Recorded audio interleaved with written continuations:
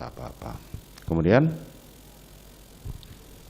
Lalu tidak lama dia mengambil hati memanggil Dek Ricky.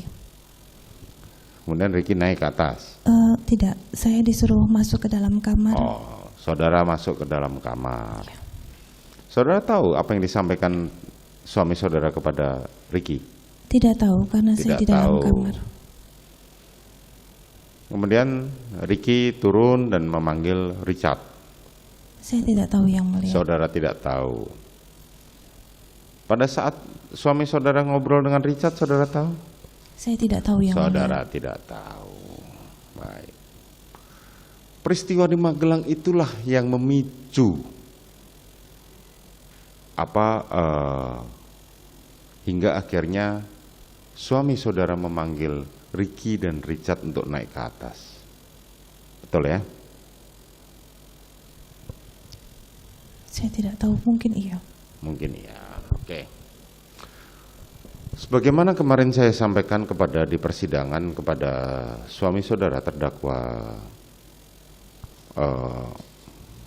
Ferdi Sambo, pada saat dilaporkan seperti itu, suami saudara adalah sudah mumpuni sebagai anggota reserse dengan pengalaman dan jam terbang yang sangat lama. Ketika mendengar cerita saudara, kami mempertanyakan kenapa tidak dibawa untuk visum dan kenapa tidak diadakan itu, karena ada banyak hal yang dipertanyakan.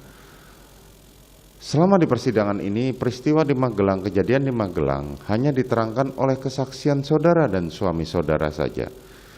Dari keterangan saksi-saksi seperti Susi, Richard, maupun Ricky, maupun Kuat, tidak ada yang tahu mengenai peristiwa Magelang itu.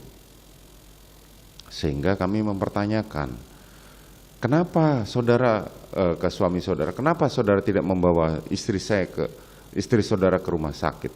Saudara mengatakan bahwa itu istri saudara adalah cinta pertama, yang bahkan dimulai dari SMP. Kenapa tidak dibawa? Dia mengatakan itu kesalahan saya. Dan memang saudara memang tidak melakukan visum, betul?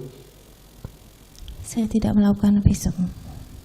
Saudara juga tidak melakukan, bahkan sesudahnya, setelah peristiwa penembakan itu, saudara pernah melakukan visum atau melakukan pergi ke dokter? Untuk visum maksudnya yang mulia? Bukan, begini, mohon maaf, ketika terjadi pemerkosaan banyak kejadian, itu adalah yang paling ditakutkan adalah yang pertama adalah PMS. Saudara kan tadi dokter, berkaitan dengan itu tadi saya tanya sama saudara, berapa lama saudara sudah meninggalkan kedokteran gigi? Saudara mengatakan setelah menikah saya sudah tidak pernah lagi bekerja. Kan dari jawaban saudara seperti itu.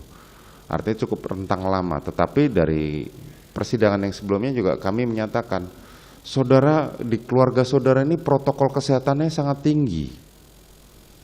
Bahkan datang harus swab PCR segala macam.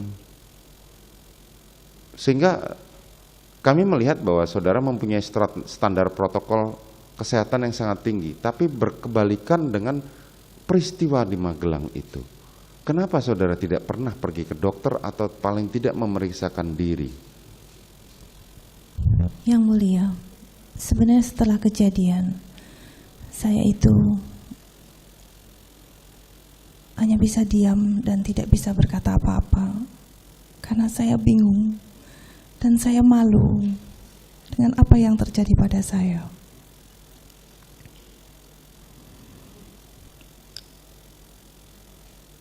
Dan saya tidak tahu harus bagaimana sebenarnya.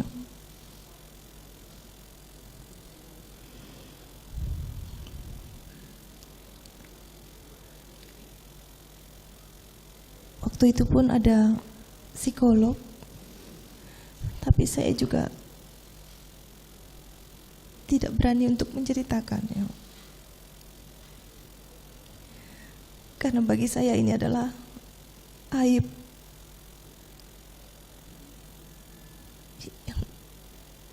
yang membuat malu.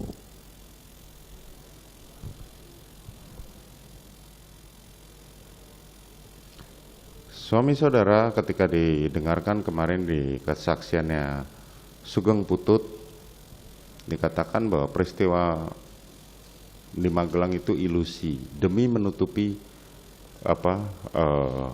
supaya itu tidak diungkit-ungkit ketika skenario pertama berjalan.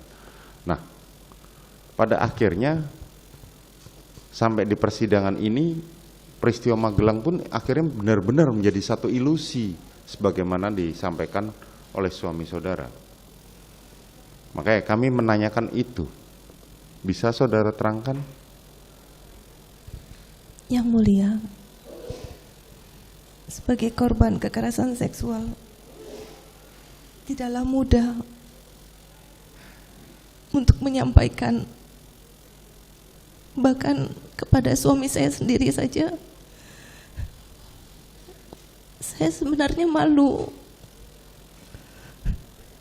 karena saya tidak tahu apakah bila saya mengutarakan peristiwa tersebut, suami saya akan mencintai saya dan mau menerima saya kembali.